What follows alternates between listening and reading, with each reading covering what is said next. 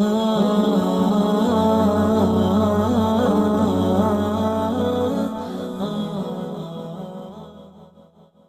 و نصلی علی رسولہ الکریم۔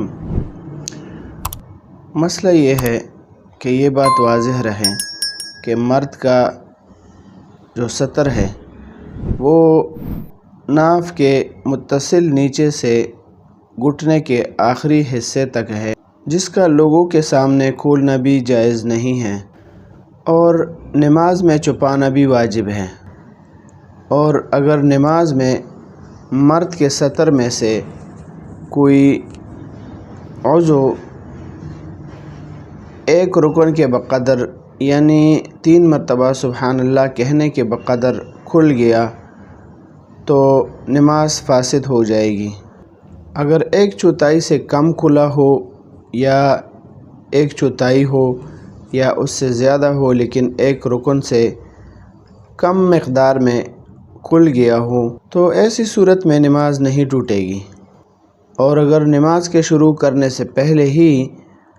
سطر کا کوئی عضو کھلا ہوا تھا اور ایسی حالت میں نماز شروع کر دی تو نماز شروع ہی سے صحیح نہیں ہے اور نہ ایسی حالت میں نماز صحیح ہوگی۔ اسی طرح دوسری بات یہ ہے کہ ناف سطر میں داخل نہیں ہے اور اس کے برعکس گھٹنے سطر میں داخل ہے، لہٰذا اگر کپڑے اتنے باریک ہوں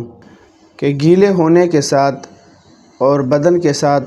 چپکنے کی وجہ سے بدن نظر آتا ہو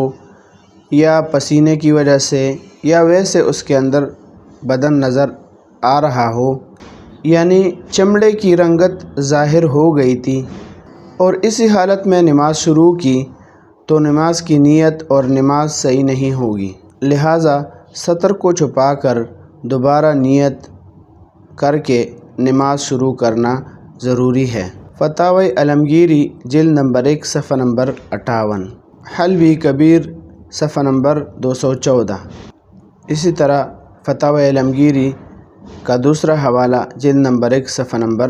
58 میں ہے، شامی جلد نمبر 1 صفحہ نمبر 408۔ تو مطلب یہ ہے کہ لباس کا کم از کم درجہ یہ ہے کہ وہ ساتر ہو، یعنی جس حصے کا چھپانا واجب ہے وہ کھلا نہ رہے، نہ اتنا باریک ہو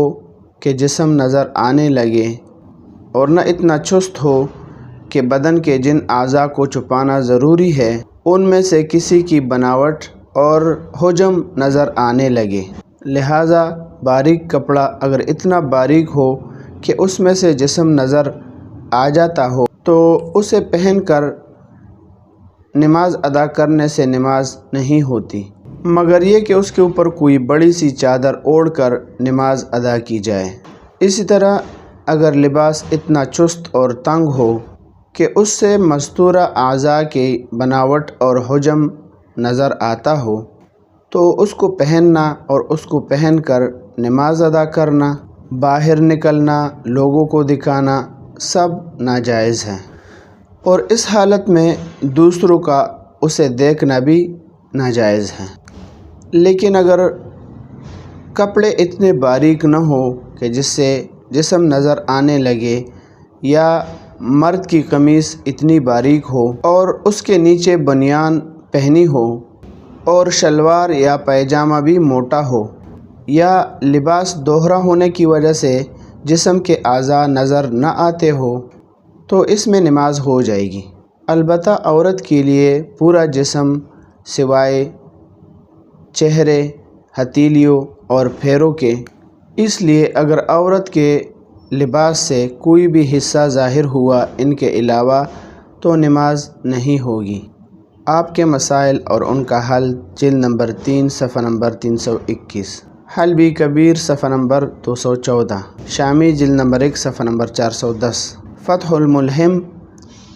جلد نمبر 4 صفحہ نمبر 88۔